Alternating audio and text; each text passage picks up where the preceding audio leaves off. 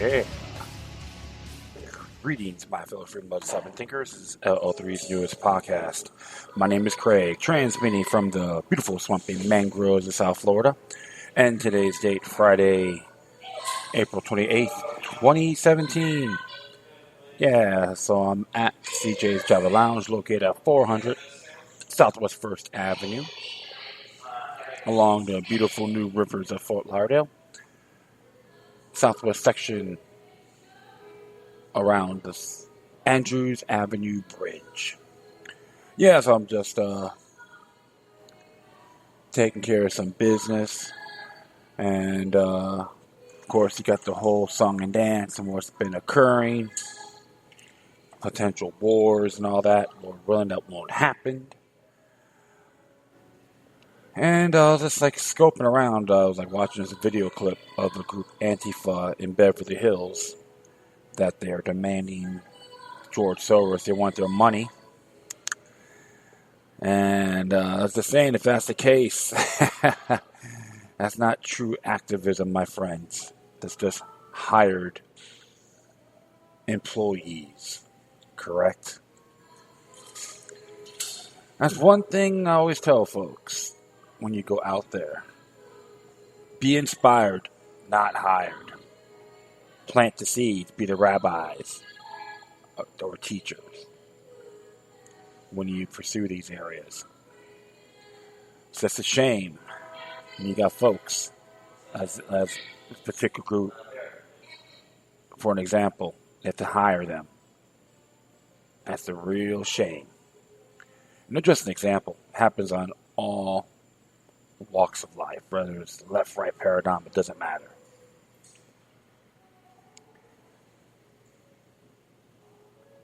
On the contrary, I was like scoping out, trying to get the update on the MISTRIAL. It looks like, yeah, on the BUNDY trial, it says here, I was like, from now, report, and it talks about the MISTRIAL, like for, on the 4 defendants, and of course, the verdict for Todd Engel, 2 counts, and Greg Burleson were both found guilty on 8 counts. Burleson is scheduled to be sentenced on July 26th, and Engel will be sentenced on July 27th. So there's some controversy to that as well. But it's okay for the BLM to seize your property, but they're the good guys. That's what government wants you to believe. Like, they're the pristines. There's no criminal elements in our entity, but we can do whatever we want, like a bunch of spoiled little brats.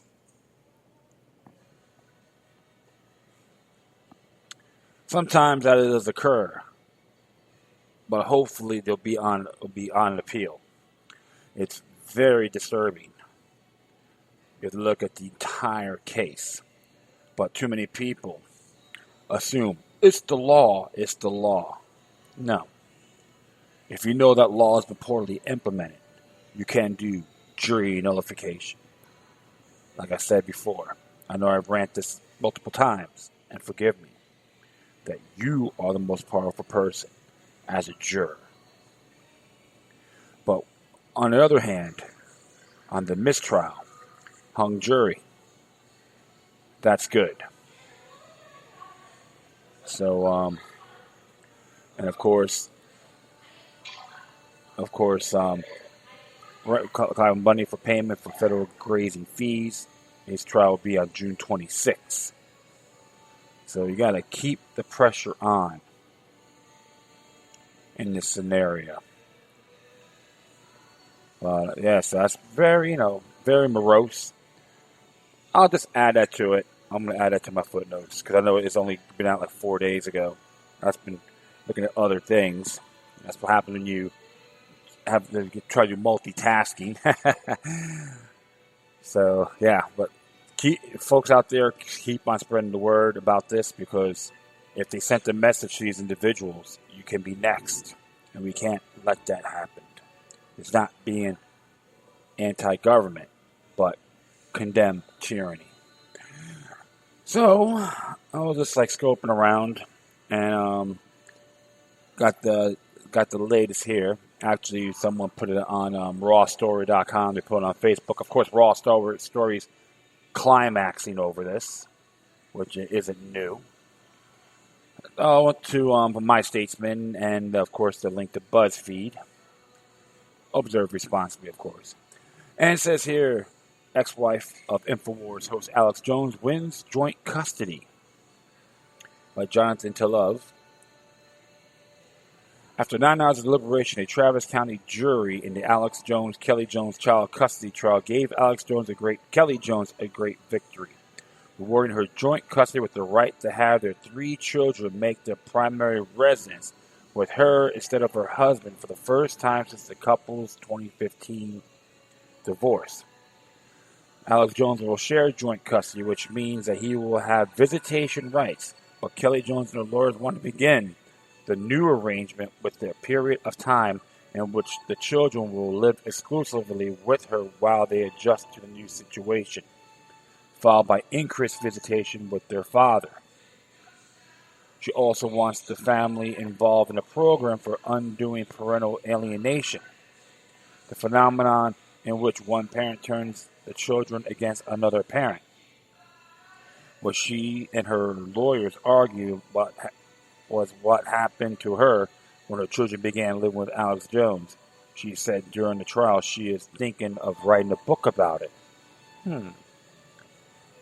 I'm so grateful to God that He has kept me and my family strong through this, Kelly Jones said after the verdict. I just pray that for what happens with my family, people can really understand what parental alienation syndrome is and get unaware of it, and we could stop this from happening in the future. She's talking to my brother. When State District Judge Orlinda Narano read the verdict Thursday night from the bench in the third floor courtroom of the Travis County Court, Kelly Jones sat quietly and dabbed her eyes with a Kleenex. Jones stared at the judge. His mien was serious, but he was otherwise betrayed no emotion, a rarity for a man whose relentlessly expressiveness, even in silence, was an issue during the trial. He had predicted during the trial that a verdict like this would lead his son to run away from home. As the last juror left, unlocking his bicycle from a bike rack outside the courthouse for the ride home on the coolly comfortable night, he said the jurors thought both Joneses were good parents. That's why we deliberate so long, he said. The juror, who did not identify himself, said that Infowars did not figure the verdict. It was not this positive, he said. The jury began deliberations after returning from lunch at 12:30 p.m. At stake was whether 3 Jones' children, ages 9, 12, and 14, will continue to live with Alex Jones, the provocative broadcaster whose Infowars show has made him currently the most influential conspiracy theorist, or live instead with his ex-wife, who described him on the stand as a violent, cruel, and abusive man who was enraged and out of control most of the time. In his closing argument Thursday, Kelly Jones' attorney Robert Hoffman argued that she was the victim of parental alienation with Alex Jones, brainwashing their children to align him and turn against her. Mr. Jones is a cult leader. The children appear to be cult followers. Doing what Daddy wants them to do, said Hoffman. Nobody knows how to stop this man, Hoffman told the juror, he said, included Judge Orlando Narano, who throughout the trial repeatedly told Alex Jones to stop making faces and nodding and shaking his head in reaction to testimony. Nobody can stop this man except the 12 of you, Hoffman said. You have an unbelievable amount of power. Which, Hoffman's right. But Alex Jones' lawyer depicted Kelly Jones as emotional, unstable, self-absorbed, and paranoid. Randall Williite, representing Alex Jones, said Kelly Jones came to view a legion of mental health professionals in the case, and even her former attorney, as conspiring against her. Dave Minton, another Alex Jones' lawyer, said Kelly Jones' mantra was They all got it wrong. They didn't get it all wrong, Minton said in his closing. They are not all bought and paid for. They are not corrupt. But as he finished, Minton struck a rare consolatory note in the contentious 9-day trial, saying that while Kelly Jones wasn't yet ready to see her children on a more regular basis, she was on her way there. She is working hard to get better. I applaud Mr. Jones. I applaud her, Mr. Jones. Applauds her. Mr. Jones applauds her, Minton said. He said he's going to help her. He's going to help her make her a better mom. As he gets better and better, that access will get better and better, Minton said. That's how it works. Kelly Jones' lawyer said she now sees her children as little as 4 hours a month. The case stood out mostly because of the celebrity of Alex Jones and the question of whether he would have to distance himself from his Infowars persona to convince a jury that he was a suitable custodial parent to his children. But as best she could, Naruhano kept testimony from veering into Infowars territory. Nonetheless, despite a gag order not to talk about the case, Jones is continuing to post videos on Infowars during the trial, attacking the media for pushing the narrative. Based on his lawyer's strategy, revealed a pre-trial hearing that he was only playing a role on the air. Yes, he sometimes engages in satire, Jones insists, but his on-air politics are genuine. In court, he and his lawyer simply contended that he didn't bring his often angry, raging on-air personality home with him and to his parenting. But Kelly Jones testified that he was the same volatile, hateful personality on the air and at home. Hoffman said in his closing argument that Alex Jones was making his children into foot soldiers for Infowars. I submit these kids are in serious emotional, psychological, and physical danger, Hoffman. The trial also became a high-profile test of alienation as an argument in a child custody case. The difficulty in presenting the argument before a jury is that, as Kelly Jones's lawyers noted, it is counterintuitive because the children's preference for one parent over the other might actually be an indication not of the preferred parent's merits, but proof that the child has been brainwashed by the parent in charge. Alex Jones's lawyer went first in presenting their case, and through most of the trial, the jurors were left with the impression that Kelly Jones was an emotional mess, subject to episodes of emotional dysfunction in which her responses were uncontrollable and disproportionate to the circumstances. It was used to why the children lived with Alex Jones since even before the 2015 divorce was finalized, and why Kelly Jones now has such limited access to her children. But when her lawyers got to present the case this week, they created a picture of a woman prone to anxiety who was driven to emotional dysfunction by a threat of losing their children. It's very interesting on this case because this is a little bit more detailed compared to like BuzzFeed and Raw Story, because they usually want to just dice it up. And like I said, I told people in the past, if you hear my past episodes about Alex Jones, I've seen some of the stuff. I like to smack the living crap out of him. And it's all in good faith, not wishing him anything harm to the man. And it's a real disturbing case because even the juror sent the message that, yes, they're good parents, but they do have issues. It's part of human nature. I'm having coffee, by the way, so. And that was it's just really morose to see this happen. But the jury, I know they deliberated in good faith when it comes to something like this. So let's go a little further here. What BuzzFeed has to say. And it says here, Alex Jones suffers defeat in custody hearing. Mr. Jones, like a cult leader, conspiracy blogger's ex-wife told the jury. And we've seen the horrific damage cult leaders do to their followers. So, as that's here, after a grueling 10-day trial, a jury has ruled in favor of Infowars founder CEO Jones' ex-wife Kelly in the custody of their 3 children. The jury, which deliberately for roughly 9.5 hours, ruled Thursday night to give Kelly Jones joint custody with the ability to dictate the residence of the children. Previously, she had joint custody with limited supervised visitation rights with residence dictated by Alex Jones. It was a defeat for Alex Jones, who watched the verdict with a stoic expression and left promptly after the verdict without talking to reporters.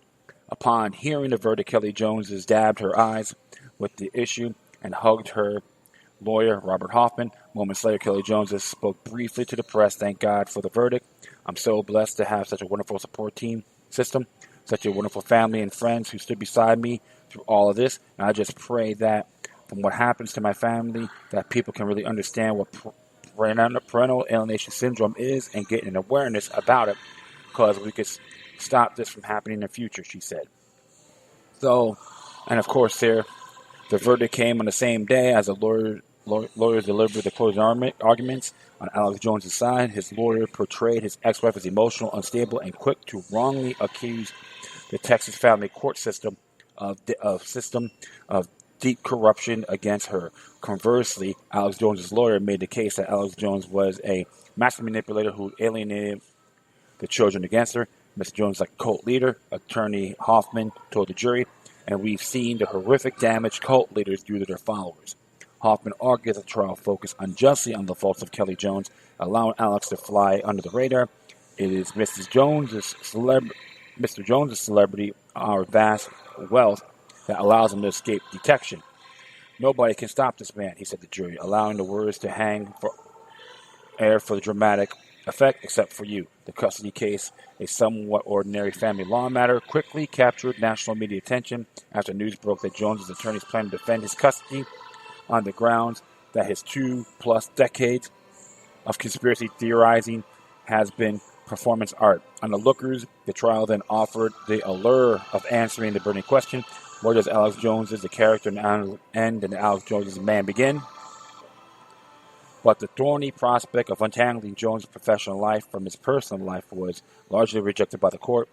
Judge Orlando Norjano would not allow attorneys for Jones' ex-wife to submit clips from Infowars, Jones' radio and online news outlets that broadcast his conspiratorial views. During a hearing last week without the jury present, Norjano did not allow into evidence multiple clips of Jones' angry, shirtless, and ranting on his show. The judge also disallowed a clip of Jones and his 14-year-old son at a party where there was a dartboard plastered with images of Hillary Clinton on the ground. That the evidence was overtly political. I don't want the case tried in the press. It should be tried in here, the judge told the attorneys. They're not looking for exploitation. And you know what? I wear an Obama Joker. I have Obama Joker shirts. I have a shirt of George W. Bush biting the neck of the Statue of Liberty. You're gonna call me unfit if I have kids? So that's fair enough, okay? At another moment this week, one of Jones's lawyers told the court, I know we were told that we're not going to allow this court to try Infowars. The court got its wish. Infowars and Jones's status as America's best-known conspiracy theorist was rarely mentioned around the jury, save for a few brief moments where Kelly Jones's attorneys noted that Jones spewed violent hate in his professional life.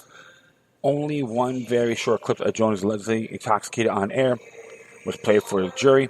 The clip was edited at the request of the judge, who removed the phrase 1776 will commence again on the grounds that it was political speech.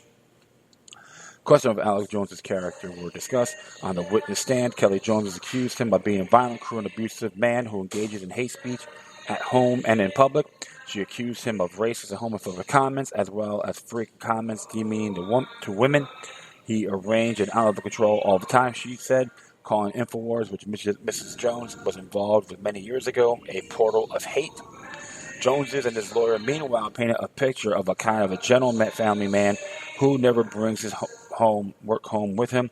I just want to be with the kids, swim in the pool, and eat hamburgers, Alex Jones told the court last week. Far from an indictment for his conspiratorial nature, the trial was largely revolved a role reversal for Jones.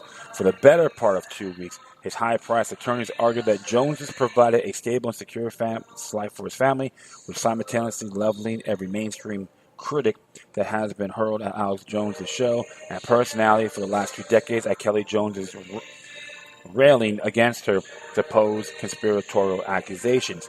At the end of the closing arguments, Jones' attorney David Mitten told the court that Kelly Jones uses inverted logic and an inverted sense of reality, a line of criticisms that might sound familiar to Jones. And, of course, there's photos of that, okay, like sketches. And it says here, through the trial, hardly hinge on Jones' professional career or the defense that his Infowars personality was a performance art, and his testimony provided no shortage of surreal moments. Testimony from Jones' March 4th deposition revealed that he was unable to recall the names of his children's teachers after eating a big bowl of chili. He admitted to occasionally smoking marijuana nearly yearly to monitor his strength, which is how law enforcement does it. And typical Jonesian fashion, he told the court he tested the drug because he believes it is now too strong thanks to billionaires and political donors George Soros, who he claimed in courts has brain damaged a lot of people. For Jones, the end of the trial means not only resolution in a heated years-long legal battle, but also the end of an uncharacteristic bit of restraint. Jones used to owning the spotlight and speaking his mind, was largely unable to communicate both personally and professionally during the trial. Throughout the case, both on the witness stand and behind his attorney's desk, Jones appeared restless, constantly shifting in his seat, pacing and running his hands across his face in exasperation. Understanding he was aggressive and animated, he was admonished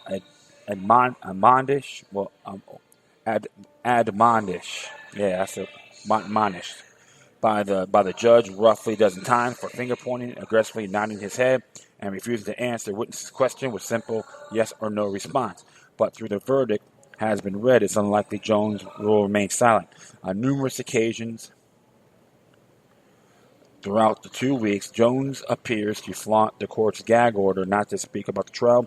He released a number of videos via Infowars. I am completely real, and everybody knows it. He said on a one video post Tuesday as he was driving to the courthouse. Just on Thursday morning before the court came into session for the final time, Jones is wandering into the gallery and took a seat directly to the next of the members of the press who have been covering the trial. I'm surprised the media missed the biggest story here, he said. When one reporter asked what exactly the story was, Jones shot back a rare glance. You'll find out. So, of course, you're going to have comments. Yes, the son of a bitch is a cult leader and all that. But,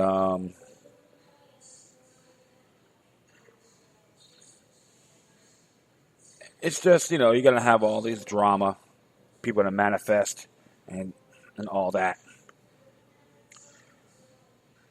That's why I like saying I had to read The Statesman, because it's more local. And it was, I could say that's a little bit more honorable in a lot of areas. It's not trying to be too dramatic. That's what, and of course, BuzzFeed, it gave us a decent article here as well. But the truth of the matter is, we all have our demons. Okay? We all have our flaws. And it's a shame that what happened to Kelly Jones. I don't even know these individuals, so I'm not going to make any direct judgment towards them. But it's very disheartening, especially with the children, can be affected. However, even though the marriage didn't work out, they created 3 children together. That is more vital than anything else. Let them do it honorably. Joint custody, unlimitations, and probably do things together. I know they said in one Statesman article, Mr. Jones got remarried and have another child. Add that with the other 3 children as well as their half brother or sister. Keep the family structure alive. Honor in one another is a stronghold. All this exploitation, manifestation, everyone wants to talk smack. Oh, F that guy, he got what he deserved, blah, blah, blah, blah, blah, blah. Like I said, they all assume because They all assume they know these people, but never talk to them directly. And even a person like myself, I'm critical with political bobbleheads, call them bend-over bobs or glam boys, but I'm not going to go after their family. Or damning them. Critical on their actions, absolutely. And every beautiful individual needs to start doing that. You can hate the actions, but not the person. I do wish Mr. Alex and Kelly Jones the best with this transition.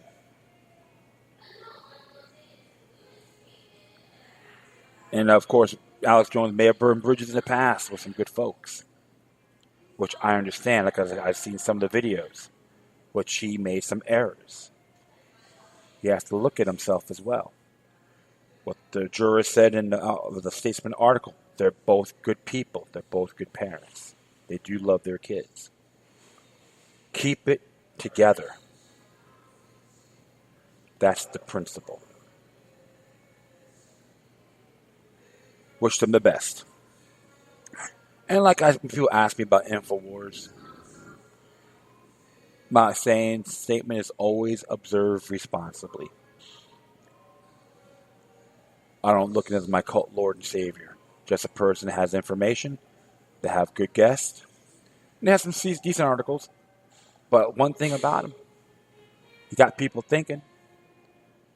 Told people to take action. You got a lot of folks up like James Corbett and Jack Blood doesn't matter. Like him or not, he did make those waves to get people thinking. Be your own individual. Don't be a cult follower. Enough said. All right.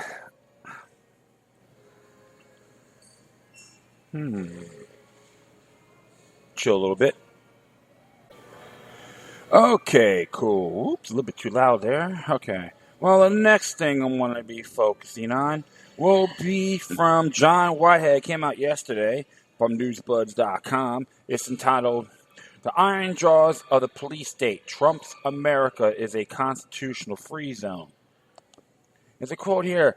Policing is broken. It evolved as paramilitary bureaucratic organizational arrangement that distance police officers from the communities they have been sworn to protect and serve. When we have shooting after shooting after shooting that most people would define as least questionable, it's time to look not just at a few bad apples, but the barrel. I am convinced that this is the barrel that is rotten. Norm Stamper, a former Seattle police chief. Please, somebody give Attorney General Sessions a copy of the Constitution, and while you're at it, get a copy to President Trump too. In fact, you might want to share a copy with the nation's police officers as well. I have my doubts that any of these individuals, all whom is swore to uphold, defend the Constitution, have read any other nation's founding documents. Had they actually read and understood the Declaration of Independence, the Constitution and Bill of Rights, that would be no militarized police, no mass surveillance, no police shootings or of unarmed individuals, no SWAT team raids, no tasering the children, no asset forfeiture schemes, or any of the government-sanctioned abuses that get passed off as law and order these days. We've got serious problems in this country, and they won't be solved on the golf course by whining and dining corporate CEOs, giving local police forces more military equipment, locking down the nation, or pretending that the only threats to our freedoms are posed by forces beyond our borders or by anti-government extremists hiding amongst us. So far, Trump's first 100 days in office have been no different from Obama's last 100 days, at least when it comes to the government's ongoing war on our freedoms. Government corruption remains at an all-time high. police shootings and misconduct have continued unabated. The nation's endless war continues to push us to the brink of financial ruin, and we the people are still being treated as if we have no rights, are entitled to no protections, and exist solely for the purpose of sustaining the American police state with our hard-earned tax dollars. Just take this policing crisis in this country, for instance. Sessions, the chief lawyer for the government and the head of the Justice Department, which is entrusted with ensuring that the nation's laws are faithfully carried out and holding government officials accountable to abiding by their oath of office to uphold and defend the Constitution, doesn't think we've got a policing problem in America. In fact, Sessions think the police are doing a great job, apart from the individual misdeeds of bad actors, that is. For that matter, so does Trump. Really, really great. Indeed, Sessions thinks the nation's police forces are doing such a great job that they should be rewarded for more military toys, weapons, gear, equipment, and less oversight by the Justice Department. As for Trump, he believes the dangerous anti-police atmosphere in America is wrong and has vowed to end it. That's what happens when you live luxurious and have the glamorous life. Excuse me for a moment while I flush what remains of the Constitution down the toilet. Clearly, Trump has not been briefed on the fact that it has never been safer to be a cop in America. According to Newsweek, it's safer to be a cop than it is to simply live in many U.S. cities. It's safer to be a cop than it is to live in Baltimore. It's safer to be a cop is to be a fisher, logger, pilot, roofer, miner, trucker, or taxi driver. It's safer to be a cop today than has been in years, decades, or even a century by some measures. You know what's dangerous? Being a citizen of the American police state, treating cops as deserving of greater protections than their fellow citizens, and training cops to think and act like they're soldiers on a battlefield. As journalist Daniel Baer warns, if you tell cops over and over that they're in a war, they're under siege, they're under attack, and that citizens are the enemy instead of people they are supposed to protect, you're going to create an atmosphere of fear, tension, and hostility that can only end badly, has it for so many people. Frankly, if there is a war taking place in this country, it's a war on the American people. After all, we're all the ones being shot at and tasered and tracked and beaten and intimidated and threatened and invaded and probed. And what is the government doing to fix this policing crisis that threatens the safety of every man, woman, and child in this country? Not a damn thing. Incredibly, according to a study by the American Medical Association, police-inflicted injuries send more than 50,000 Americans to hospital emergency rooms every year. Yet, as Slate warns, if you dare to criticize a police officer, let's challenge the myth of a hero cop, a myth used to legitimize brutality as necessary, justified policies that favor the police, and punish anyone who dares to question tactics or oppose the union's agenda. You will be roundly denounced as a disloyal, un-American, and dangerous. So if you're a bend-over Bob and Uncle Tom or Aunt Jemima go, yes, master, can you tread on me? I want to be a doormat to your status fetish. You get respect. As a report that David Feige concludes, we should appreciate the value and sacrifice of those who choose to serve and protect. But that appreciation should not constitute a get-out-of-jail-free card for a vast army of 800,000 people granted general arrest powers and increasingly armed with automatic weapons and armored vehicles. Vast army equipped with deadly weapons, empowered with arrest powers, immune from accountability for wrongdoing. What is this? Hitler's America? Have we strayed so far from our revolutionary roots that we no longer even recognize tyranny when it's staring us in the face? The fact that police are choosing to fairly resolve encounters with their fellow citizens by using their guns speaks volumes about what's wrong with policing in America today, where police officers are being dressed in trappings of wars drilled in the deadly art of combat and trained to look upon every individual they interact with as an armed threat and every situation as a deadly force counter in the making. Mind you, the federal government is the one responsible for turning out our police into extensions of the military, having previously distributed billions of dollars worth of military equipment to local police agencies, including high-power weapons, assault vehicles, drones, tactical gear, body armor, weapon scopes, infrared imaging systems, and night vision goggles. Equipment intended for use on the battlefield, not to mention federal grants for militarized training and SWAT teams. Thus, despite what Attorney General Sessions wants you to believe, daily shootings, beatings, and roadside strip searches, in some cases rape, of American citizens by police are not isolated incidents. Likewise, the event of recent years are not random occurrences. The invasive surveillance, the extremism reports, the civil unrest, the protests, the shootings, the bombings, the military exercises, and active shooter drills. The color-coded alerts, the threat assessments, the fusion centers, the transformation of local police into the extension of the military, the distribution of military equipment and weapons to local police forces, the government databases containing the name of dissidents and potential troublemakers. God bless Homeland Security. Could I go in the bathroom and take a dump and flush it? Take a huge flush? All right. Rather, these developments are all part of a concerted effort to destabilize the country, institute de facto martial law disguised as law and order, and shift us fully into the iron jaws of the police state. So no, the dramatic increase in police shootings are not accidents. It wasn't an accident that 26-year-old Andrew Lee Scott, who had committed no crime, was gunned down by police who knocked aggressively on the wrong door at 1:30 a.m., failed to identify themselves as police, and then repeatedly shot and killed Scott when he answered the door while holding a gun in self-defense. Police were investigating a speeding incident by engaging in the middle of the night knock and talk in Scott's apartment complex. It was an accident when Lever Edward Jones was shot by a South Carolina police officer during a routine traffic stop over a seatbelt violation as he was in process for reaching for his license and registration.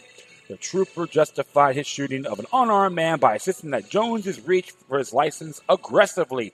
Kinda, sort of, it's the only way. Kinda, sort of, will get us through the day. Assumptuous, I would say, correct? It wasn't an accident when Francisco Serena, a 73-year-old grandfather with early-stage dementia, was shot and killed by police for refusing to remove his hands from his pockets. Police were investigating an uncorroborated report that Serena had a gun, but it turned out he was holding a crucifix, made no aggressive movements before he was gunned down. It wasn't an accident when Dondi Chain was thrown to the ground, choked, and punched over a dozen times by police officers after officers stopped Kane for jaywalking. Kane made no aggressive moves toward the officers, and he even removed his jacket to show the officer he had no weapon. It wasn't an accident when 65-year-old Thomas Smith, suffering from Parkinson's disease, called 911 because of a medical problem, only to have his home raided by a SWAT team. Smith was thrown to the ground and placed in handcuffs because his condition prevented him from following police instructions. It wasn't an accident when John Rarana, a 95-year-old World War II veteran, died after being shot multiple times by a police officer with a Mossberg shotgun during a raid in Rarana's room and an assisted living center. Thus, despite the fact that there were 5 police officers on the scene to subdue Rarana, who used a walker to get around and was armed with a shoehorn and not a knife as police assumed. It wasn't an accident when a 10-year-old boy was subdued by 2 police officers using a taser because the child became unruly at a daycare center he attended. What's so funny about that? These people at the daycare center, they're a bunch of damn cowards. Okay? How come you didn't call the parents? It wasn't an accident when police in South Dakota routinely subjected persons, some as young as 3 years old, to catheterizations in order to forcibly obtain urine samples. It wasn't an accident when Charles Kinsey, a behavioral therapist, was shot by police as he was trying to help an autistic patient who had wandered away from his group home and was sitting in the middle of the road playing with a toy car. The officer who shot Kinsey was reportedly told that neither Kinsey nor the patient had a weapon. It wasn't an accident when Frank Arnold Baker was mauled by a police dog and kicked by an officer for not complying quickly enough with a police order. Baker, who had done nothing wrong, spent 2 weeks in the hospital with fractured ribs and collapsed lungs and needed skin grafts for his dog bite injuries. No, none of these incidences were accidents, nor they are isolated anecdotal examples of a few bad actors, as Sessions insists. Far from being isolated of accidental police misconduct cases have become so prevalent as to jeopardize the integrity of the nation's law enforcement agencies. Unfortunately, I make this clear in my book, Battlefield America, The War on the American People. This is what happens when you allow so-called law and order to matter more than just justice. Corruption flourishes, injustice reigns, and tyranny takes hold. No matter what Trump and Sessions seem to believe, nowhere in the Constitution does it say that the Americans must obey the government. Despite the corruption of Congress and the complicity of the courts, nowhere does the Constitution require absolute subservience to America's government dictates. And despite of what most police officers seem to believe, nor does the Constitution state that Americans must comply with police order. To suggest otherwise is authoritarianism. This is also, as abolitionist Frederick Douglass noted, the definition of slavery. I didn't know I was a slave until I found out I couldn't do the things I wanted. You know what that means, to be a slave in the American police state. It means obedient, compliant, and Sieg-hailing every government agent armed with a weapon. If you believe otherwise, trying to stand up for your rights, being vocal about your freedoms, or just challenging the government dictate, and see how long you last before you're staring down the barrel of a loaded government-issued gun. They tried it at Athens, Tennessee when it comes to controlling the votes. It blew back in their faces. They attempted to do that at Stonewall in New York, which they try to raid the gay bars. Because you got some bunch of yahoos screwing around, but they try to take the whole place out, and all hell broke loose. It was a revolt. Jefferson said once again, a little rebellion now and then is good. What would Ben Carson have to say about that? He would agree with Mr. Whitehead on this topic. They're not peace officers. They're considered revenue-collecting demonods. And don't get me wrong, you got some good folks out there, but they're training more like robots, collaborators, Uncle Toms and Aunt Jemimas to the state, delegated Uncle Toms and Aunt Jemimas.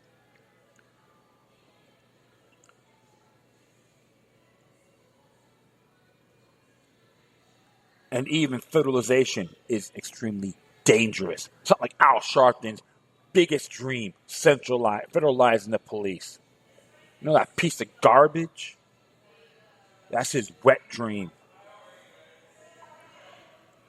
So, you always got to look at the bigger picture, my friends. And when more people get vigilant, stop living in fear, then the tides can turn. If you play truth, justice, and the goody two-shoes way, you're not just screwing yourself, but everyone else you love, your community, and beyond. I recall watching some of the Trump's rhetorical campaigning and made a statement about, I'm a law enforcement candidate. You know who said that? Richard Nixon. Absolutely unacceptable.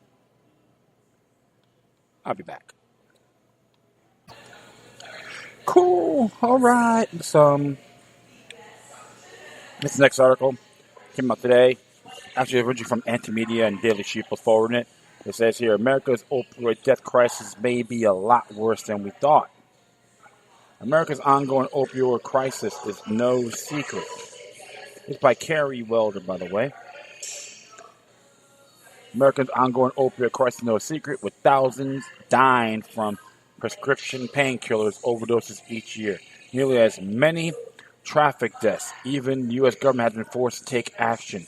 As the worst of the epidemic continues to grow, further hazards of the pharmaceutical class of drugs are being revealed, including potentially higher numbers of deaths caused by their use.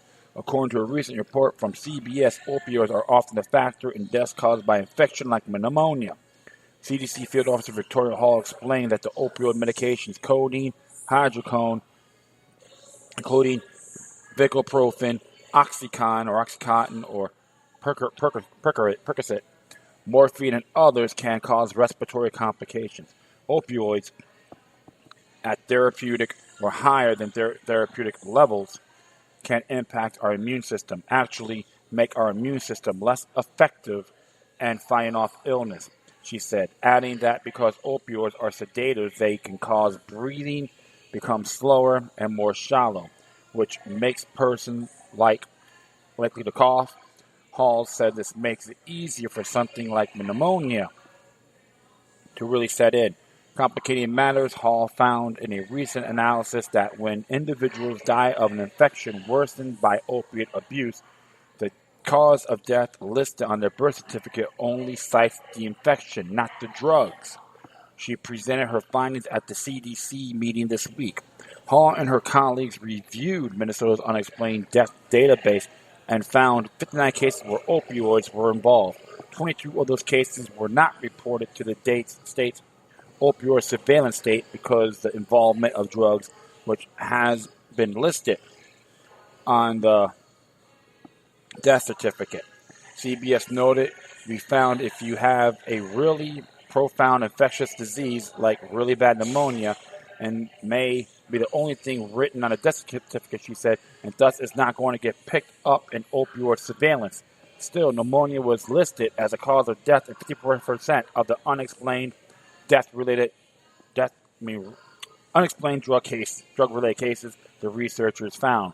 And one example, a Minnesota man who had been abusing opiates eventually died from a bout of the flu brought on by pneumonia. He was on long-term opioid therapy for some back pain, and his family was a little bit concerned he was abusing his medications.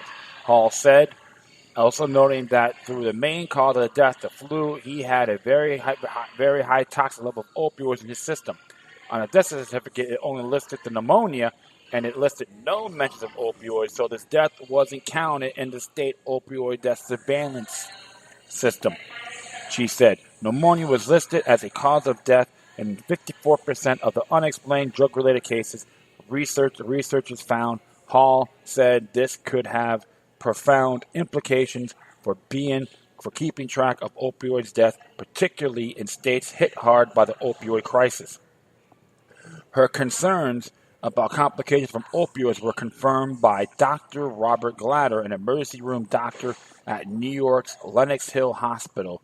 He said they see a fair number of patients who use opioids, and in those patients we see, in general, a higher risk profile for developing pneumonia and other respiratory illnesses. As the extent of the nation's opioid system problems continues to come to light, Glatter issued a simple observation. There is a sequence of reasons not to use opiates. And I absolutely agree. And you got these same ass clowns that don't want marijuana, medical marijuana, because they hate competition. They will go out of business. It will get them where it hurts. And I see these death certificates. Yeah, they're paying over the big pharma as well. Come on. Put your damn facts in there. How these people pass. Instead of some half-hearted documentation. Because I know a friend of mine that died of that too, Oxycontin. He had back pains. Just an example. It's very disturbing, my friends. Very disturbing. That's why you're going to invest in your health, educate yourself, and share the natural remedies with the people you care about. Trust me, you'll go a long ways, man. Keep that in your memo. All right. This one here got my eye. Came out yesterday. And it's here is by Medium.com. And it's entitled, it's by Matt Stoller, Obama, the Hamiltonian. When former President Barack Obama decided to take a $400,000 from a Wall Street investment bank for the first paid speech of his post-presidential career, he accelerated an important debate within political establishment. As a political leader, Obama's presidency was largely defined by the financial crisis. The government's response, first organized by first Bush and then Obama, had a moral core. The moral core framed concentrations of financial power not as threats to liberty and democracy, but as vehicles to deliver efficiency and social justice. You don't, for instance, want random protesters studying nuclear policy. You want generals and experts doing that. You don't want anyone being able to organize a search engine. You want the best technologists in the business doing that. Doing it well and doing it for everyone. That's not just power. It's the right way to run a society. In this framework, taking money from an investment bank in the form of a speaking fee is not immoral. It's eminently reasonable.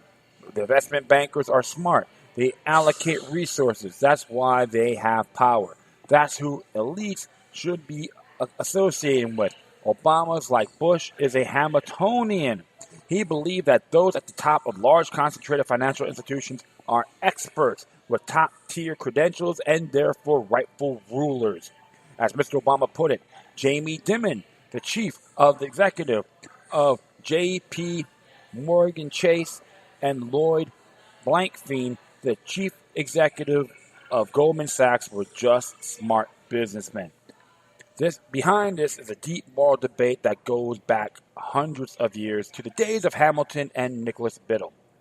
Since the Boston Tea Party revolt against the British East Indies Company attempted monopolization of the tea trade in 1773, Americans understood local commercial institutions as enabling the key decisions to be made closer to the people who bore the cost of those decisions.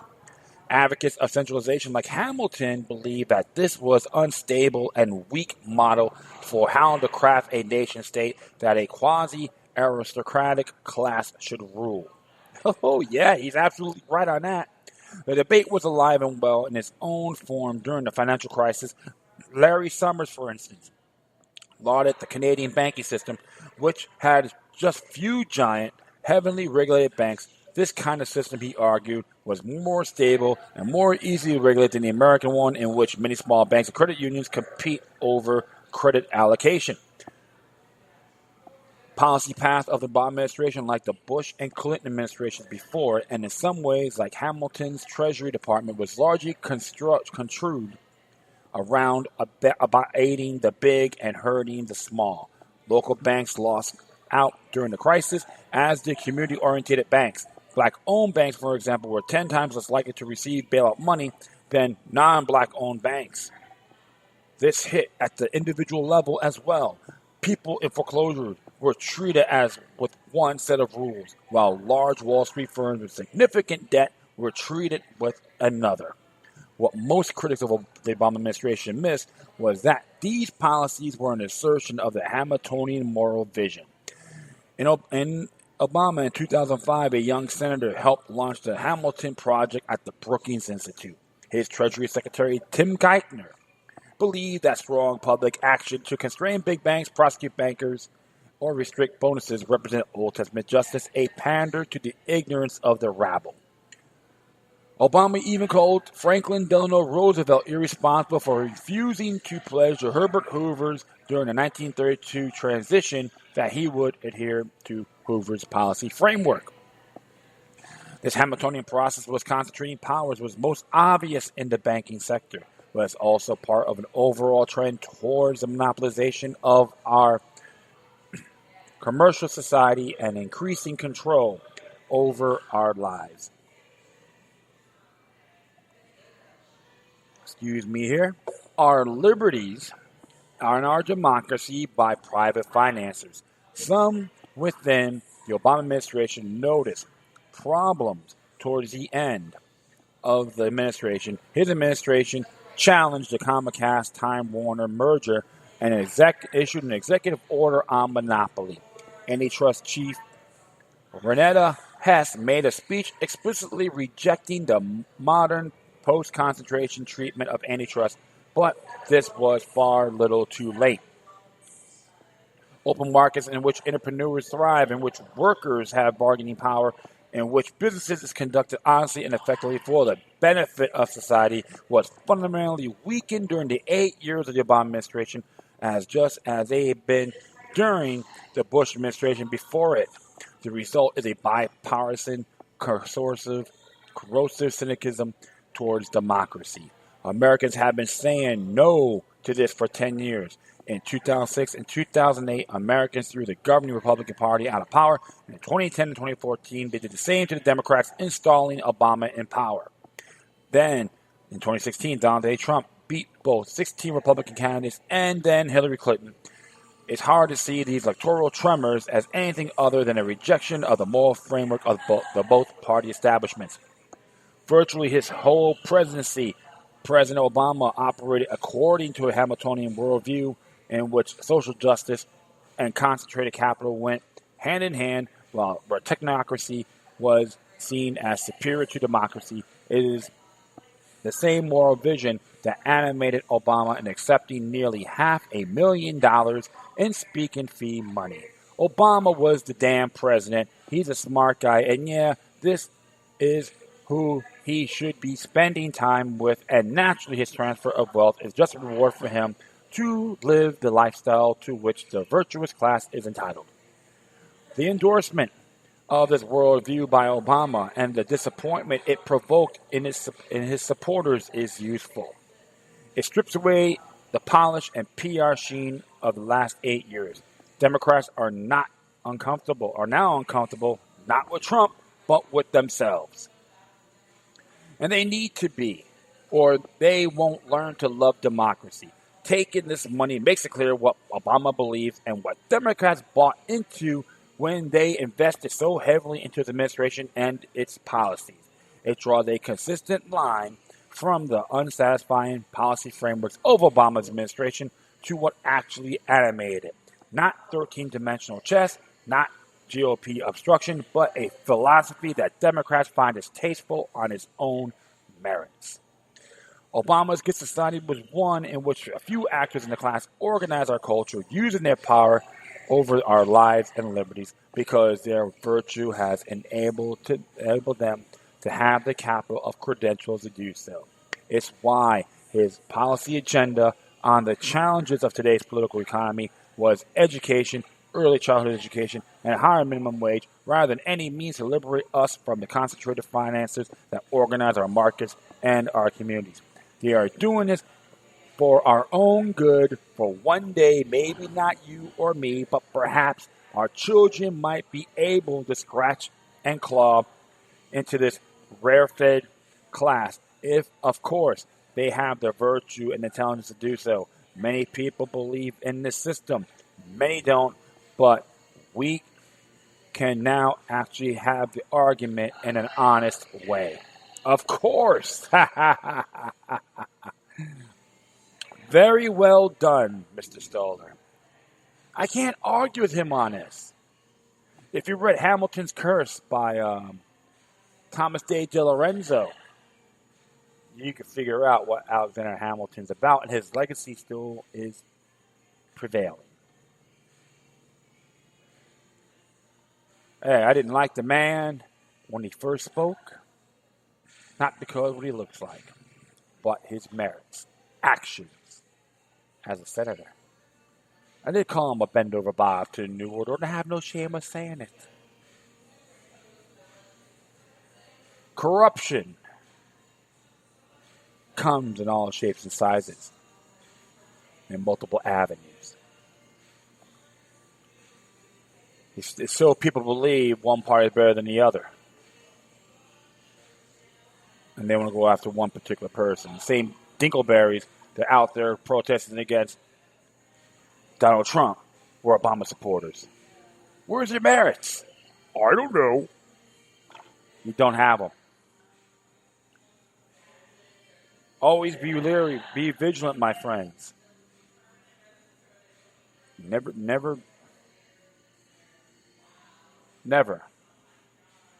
ask what you wish for. Be careful what you wish for. All right? I want to try to see if the Hamilton's Curse is available on the archives.org. If so, I'm going to put it on here, add it to this title, and check it out, my friends. If not, get the book, go to the library, Amazon, all that. Okay? All right. I thank everyone for listening. Plus, feel free to download and share us throughout your social media networks. If you have any questions, comments, or you're saying something that's interesting I may want to check out, whatever you do, please address your correspondences with decorum. You can hit me on Facebook, Twitter, Google+, Spreaker, iHeartRadio, Tumblr, YouTube, Freedoms Network, Scene.life, or Minds.com, and Patreon.com. Looky look, 3 eyes, all right? Furthermore, you can email me at lookylook3, which is lookylook3 altogether at gmail.com, or if you folks are a fan of encryption and privacy, I have an account on there as well, which is lookylook numbers 03 altogether at protonmail.com. Woo, okay. So it looks like the guy who got dragged off the plane was a settlement. It was settled by United Airlines. And traffic and all that good stuff. Nothing new at all. All right, my friends. Once again, thank you for your time. Plus, always remember that the demoniac resistance is healthy for the soul and can liberate humanity. Until next time, take care of yourselves, keep on spreading love, and may your guardian spirits be with you.